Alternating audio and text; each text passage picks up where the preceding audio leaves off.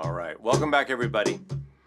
This is lesson 5, polyrhythms and universal clave and micro timing. I'm excited.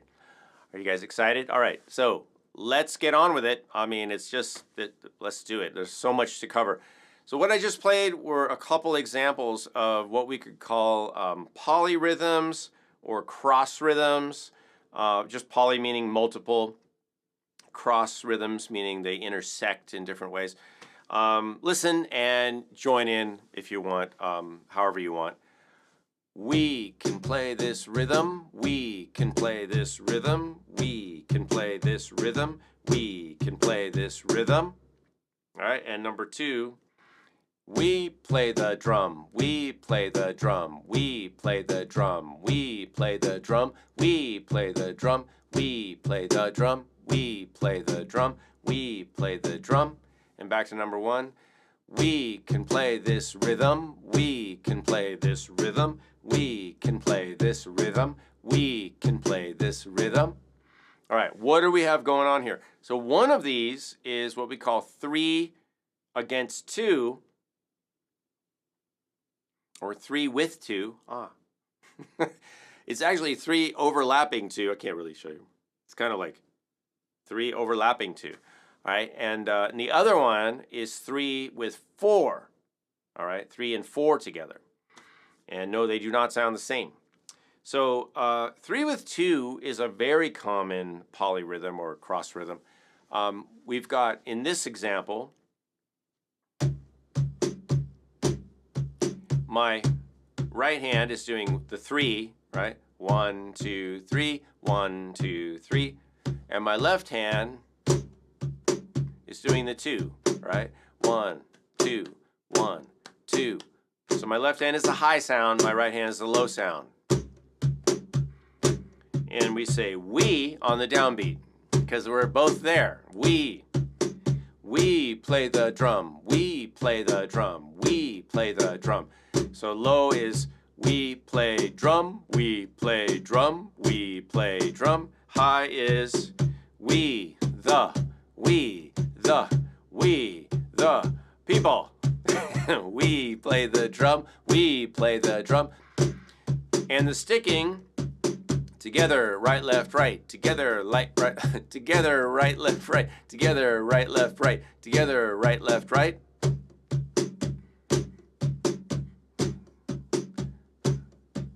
You can number your hands, like if you number the right 1 and the left 2, you could say both 1, 2, 1, both 1, 2, 1, both 1, 2, 1, both 1, 2, 1. All right.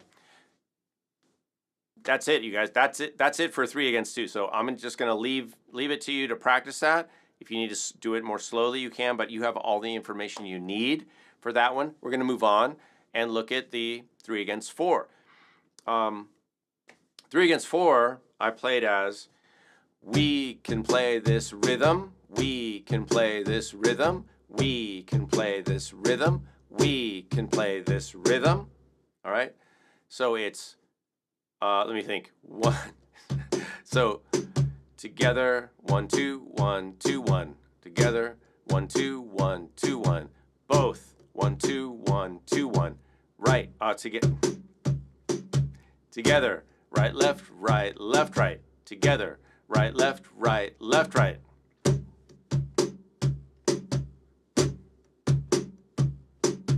One, 2, 3, 4. 1, 2, 3, 4. 1, 2, 3. 1, 2, 3. 1, 2, 3. 1, 2, 3. 1, 2, 3, 4. 1, 2, 3, 4. 1, 2, 3, 4. 1, 2, 3, 4. 1, 2, 3, 4. Oh my goodness. I was thinking of the next thing and I was like, got tripped up there. It happens, you guys. I'm being real. Okay, so that was 3 with 4. So, and again, there's no secrets there. There's nothing hidden. So it's just, I'm going to give patrons some notation But you really shouldn't need notation for that. It's just either like that Carol of the Bells rhythm, right? Dee, dee, dee, dee, dee, dee, dee, dee, dee, dee, dee, dee. That's 3 against 2. 3 against 4 does not have the same mnemonic device that I can think of, but bra get di ga di ga bra it's kind of like you go 1 E and a 2 and 3 E. Remember the and the E? Well, you do one of each.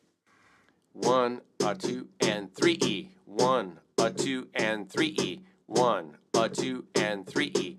So if you feel it in a big 3, like 1 2 3 1 2 3, that's going to be the easiest, I think. So, you know, in the first example, maybe you felt 2 as the foundation and the 3 was added, or you felt 3 as the foundation and the 2 was added. And this, you can feel both. You can feel 3 as the foundation, like we just did, and then the 4 is sort of on top of it.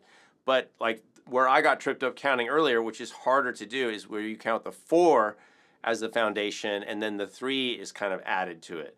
So this is the key to practicing these things. And what I want you guys to do is to do both the 3 with 2 and the 3 with 4, and try to focus on counting one and then the other of those, right? So focus on the 2, focus on the 3, and then when you do 3 with 4, focus on the 3, and then focus on the 4. And see if you can just orient to both of those things. That's where it gets a little challenging. But the reason I'm having you do this exercise is not just because it's challenging and it's kind of fun. It's fundamental and it's foundational to a lot of the rhythms that you're going to run into when you start playing more traditional music and syncopated rhythmic figures. All right, so this is like conditioning. You know, this is just getting on the track and field, getting on the field and doing, running sprints and jumping through the tires or whatever they do. They don't jump through tires. You know what I mean? It's just exercises. It's like doing your homework, all right? All right, next, we're going to look at micro timing, all right? Micro timing is, I'm going to explain it the way one of my teachers, Alex Acuna, explained it. But first I want to play you what I'm going to talk about. So let's listen to these eighth notes, right? We're going to listen to these eighth notes. 1 and 2 and 3 and 4, 1 and 2 and 3 and 4, right? And then listen to these eighth notes.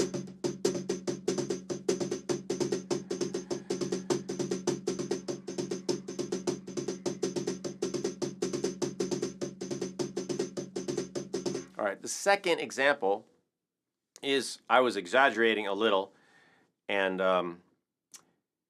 so just note that it was a little exaggerated, but that was kind of what we could call a little bit of a Latin flavor, Latin swing feel in there, and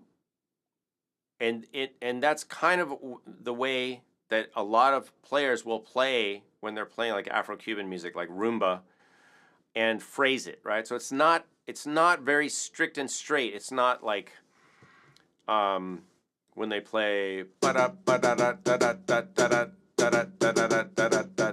right? That's not what it sounds like. It's more like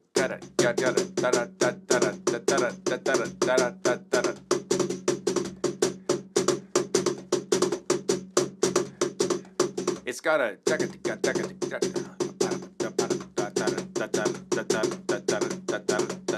now. So Alex Acuna, one of my teachers, said it's like if you have an egg. Guy's mask is coming off. If you have an egg, and it's like an egg that's rolling down a hill, right? So if you take an egg and you roll it down a little hill, or a board, it's going to go whoop, whoop, whoop, whoop, right? It's not a wheel. It's not going to go smoothly. It's not going, it's going to go whoop, whoop, whoop, whoop, whoop, whoop. So it goes fast and then slow and then fast and then slow, right? That's kind of the idea. Yet it might go at an overall consistent speed. And so that's the same idea here. I'm not speeding up, I'm not slowing down, but I've got a shape to the notes that are in between the main beats. It's kind of a combination of swing and straight time at the same time. And I will make some notation for patrons that explains that further. I and some other people have also made videos on that. You can look those up. But that's what we're talking about when we talk about micro timing. Micro timing is my term for what contributes to the feel of the music. So when we have samba, for example, and these are not things that are notated. This is not, we're not writing this down and notating it with like 128th notes or something. We're not doing that. We're going to write eighth notes, but when we go to play it, we might play it with a little swing. So like for samba or batucada, that's not the feel. It's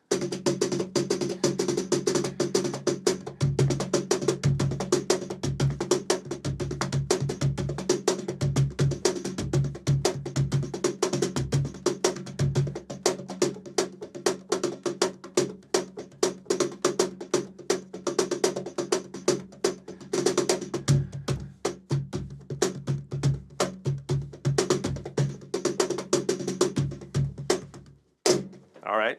I almost fell backwards right there. A little example. I'm kind of rushing through this stuff, so excuse my, blah. But that's what I'm talking about. So it's something beyond notation. It's something beyond just thinking about music and understanding it intellectually. So what I want you to do with that, you guys, is go listen to some music and see if you can hear that. I would recommend listening to traditional, batucada, samba groups. Listen to traditional rumba groups like Los Papines, and the national groups from Cuba that are playing folkloric music. But this kind of feel, actually, it happens in a lot of music where it's not exactly straight, right? The feel, there's a micro timing element, especially in, like I used to do gigs with this Persian band, and they had this really interesting way, like drummers would play this beat with this kind of delayed backbeat thing. And it's just something that is like, it's an accent of the music. It's like, it's not the same kind of accent we were talking about earlier. It's literally like an accent, like if I was speaking with an accent. And it's kind of like that, right? It's just baked in to the music, and you can't intellectualize it really. You can just get to become familiar with it. So the way you do that is listen, play along, absorb, immerse yourself, and eventually you will adopt that accent as you play and jam with people and listen and practice. All right? So I want you to do all that. In the next lesson, we're going to look at rhythmic modulation. We're going to take this polymetric or polymeter concept forward in a different way, and I'm going to give you my take on how you can develop your sense of timing and rhythm and sort of unlock some creative avenues, so that when you want to improvise or solo or do a fill, you have something that you can do that's sort of interesting and different, but it's still grounded and it's still rooted in something that's a skill that you can develop, right? So you're not just throwing stuff out there willy-nilly, but you've got tools. You've got some tricks up your sleeve, if you want to put it that way. You got some tools in your toolbox, and they're flexible.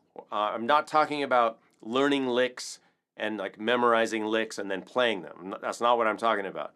I'm talking about working on some conceptual things that have to do with how we phrase, how we play groupings of notes, and how we modulate them, and really just push them out there in different directions so that you can express what you want to express in the way that you want to express yourself, but do it with, something interesting and kind of have your own flair and style, all right? So that's coming up in the next lesson. For now, hit the bell so you get notifications, hit that thumb up so you like the video, subscribe to the channel if you haven't already, and I will have more for patrons on the patron version of this lesson at patreon.com/Kalani. Have fun practicing, you guys. I'll see you in the final lesson of this series.